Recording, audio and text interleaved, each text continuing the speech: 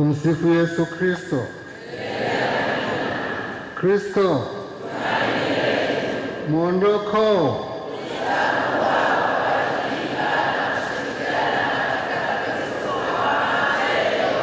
Hongereni sana kwa siku ya leo ya kutabaruku kanisa letu.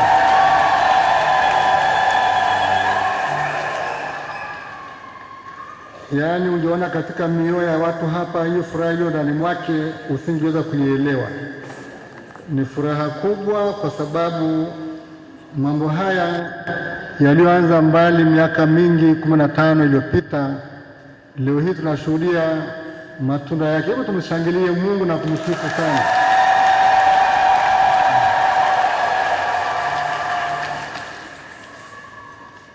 Mwadhama Protas Kadali Rugambwa, mgeni wetu rasmi na mkuu wa mkoa ambaye tulimwalika CPA Amos Makala, mwakilishi wake amekuja.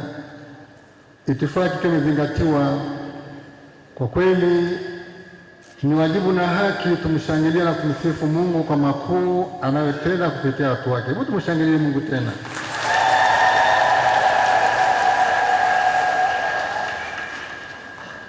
Tulipokuwa tunajiandaa kwa hii shughuli ya leo, nimemfikiria mtu mmoja ambaye nilipofika hapa niliongea naye, mtu mnyenyekevu sana, lakini mtu mwenye uwezo mkubwa wa ajabu.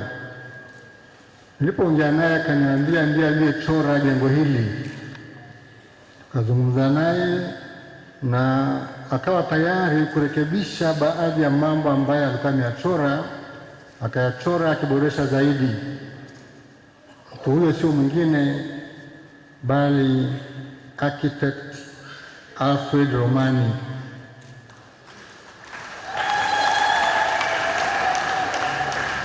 Ametembea nasi tangu mwanzo tukiota ndoto mpaka pale mwishoni, karibu wiki 2 kabla alipozidiwa na ugonjwa, na Mungu akamwita tarehe 3 mwezi wa 4 mwaka huu. Hayuko duniani, lakini ameacha alama hii. Furaha milele umpe Bwana, apumzike kwa amani. Sijui kama kuna mtu wa familia yake yuko hapa leo, sijui, lakini tulikuwa na mwakilishi kwenye maziko yake. Ndugu zangu, huu ni ushahidi kwamba wewe ulivyoumbwa na vipaji vyako, unapovikabidhi kwa Mungu vinakuwa ni taa na matumaini kwa wengi. Angeficha utaalamu wake, tungeona jambo hili hapa leo. Hebu tumshangilie Mungu kwa ajili yake. Tunamwombea yeye na wale wote ambao walimsaidia kufanya kazi hii. Na kwa kweli mara ya mwisho nilipoongea naye aliniambia sasa tutengeneze mazingira, landscape ya hapa ina namna gani, na kwa siku zijazo paonekane vipi hapa. Sasa hilo na wakabidhi architect walio hai sasa hivi wafanye kazi hiyo. Basi picha yake tulikuwa nayo ndio hii hapa, Romani Alfred, mpendwa wetu ambaye alijitoa kwa kweli kwa furaha, na mpaka mwisho alikuwa anatamani sana aone kazi hii imekamilika. Mungu amweke mahali pema mbinguni. Ni matayarisho ya siku hii ya leo, tuliandaa jarida fulani ambalo linaweka ndani mwake ripoti ya mwenyekiti wa kamati ya ujenzi, na naona pia katika mahubiri baba Kardinali, nimeshangaa mambo mengine yamewekwa tayari huku, japo ameyasema leo kwa ufunuo wa Roho Mtakatifu yalishawekwa tayari kwenye kitabu hiki. Jina lake linaitwa kuwekwa wakfu kanisa jengo na kanisa watu. Kuwekwa wakfu kanisa jengo na kanisa watu. Ndani mwake kuna historia tangu mambo yalivyoanza tulioelezwa. Kuna namna mbalimbali na salamu zinapelekwa kupongeza kwa siku ya leo. kuna barua mbalimbali zimeandikwa.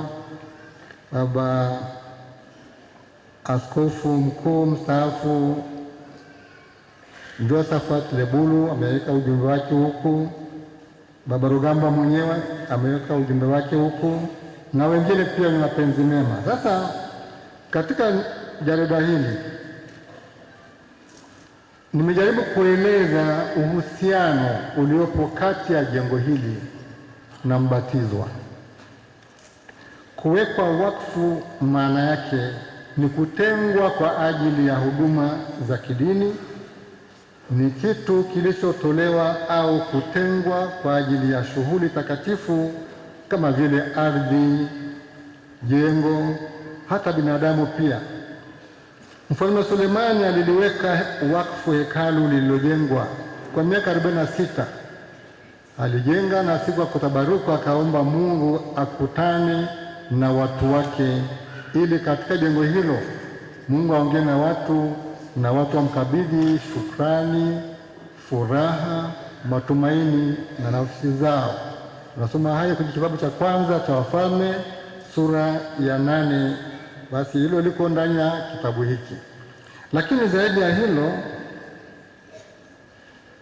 tunafunuliwa kwamba sala ya Mfalme Sulemani imeeleza vizuri hadhi ya nyumba iliyowekwa wakfu kwa ajili ya makutano maalum na Mungu. Tumeijenga kwa maongozi yake, na sasa tunamwomba Mungu aibariki ili iwe mahali rasmi pa kufanyia ibada mbalimbali tulivyoelezwa kwenye mahubiri, na ni nyumba ambayo kwa vizazi vijavyo watakuwa nafika hapa wakikumbuka utakachoambiwa. Tunaalikwa basi tumshukuru Mungu kwa kuifikisha kazi hii kwenye tamati hii. Tumshangilie Mungu tena. Ndugu zangu, kwa ubatizo tunafanyiwa mila. Ubatizo unatufanyia mila ya kiimani, yaani kwa kubatizwa tunahamishiwa katika mapenzi ya Mungu na kukabidhiwa kwake tu mali yake moja kwa moja, na lengo la ubatizo ni uzima wa milele. Uongo kweli? Basi twawekwa wakfu kwa kupakwa mafuta ya Kristo matakatifu na kufanywa sio tu kuwa watoto wa Mungu na wa kanisa, bali kuwa askari hodari wa Yesu Kristo kwa kipaimara.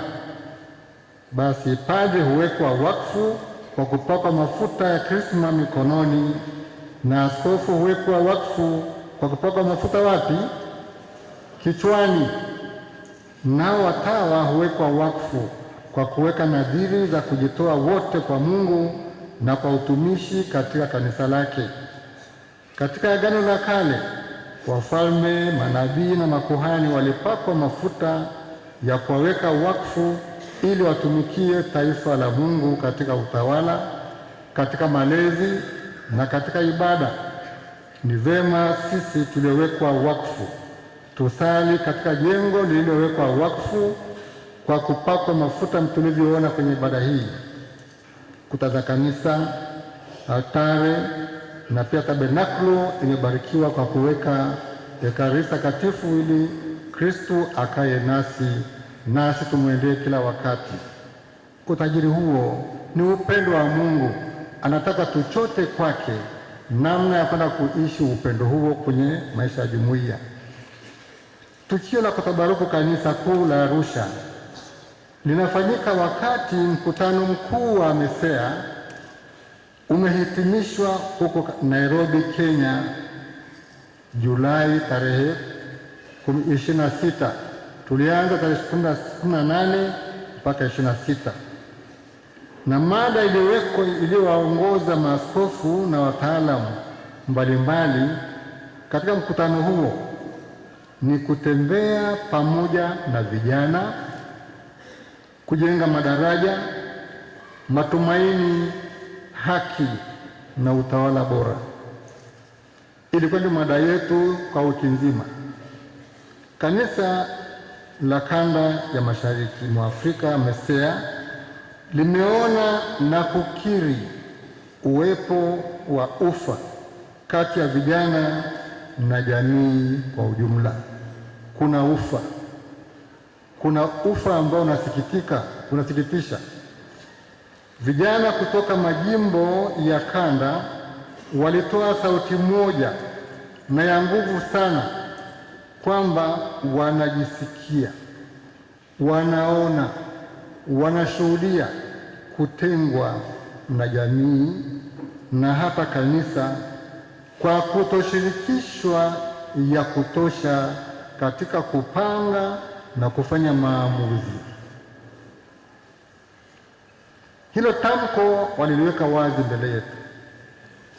Mara nyingi wanatakiwa kuwatekeleze mambo ambayo wangeweza kuchangia mawazo na hata kutoa ushauri. Sauti hii ya vijana ambao idadi yao katika jamii kusini mwa Sahara ni 70%, sio ya kupuuzwa. Sauti hiyo inatualika maaskofu, mapadri,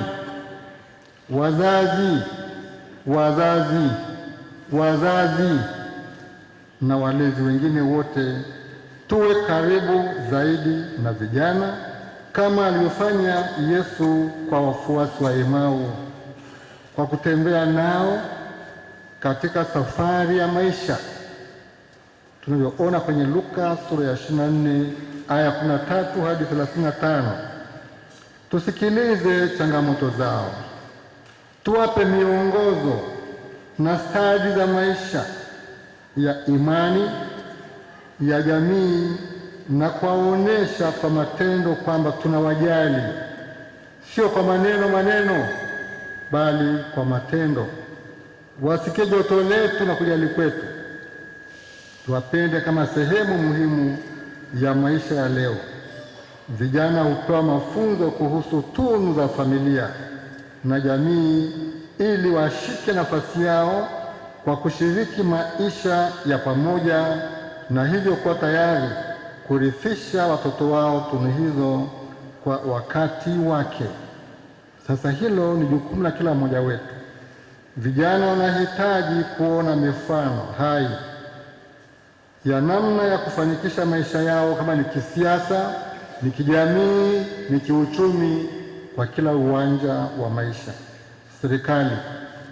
Serikali na taasisi za dini tushirikiane kupanga na kutekeleza mipango ya kuwalea vijana. Nao vijana waache utundu. Watu ambao ni vijana nguvu wanazo, lakini mwelekeo wanahitaji wasaidiwe.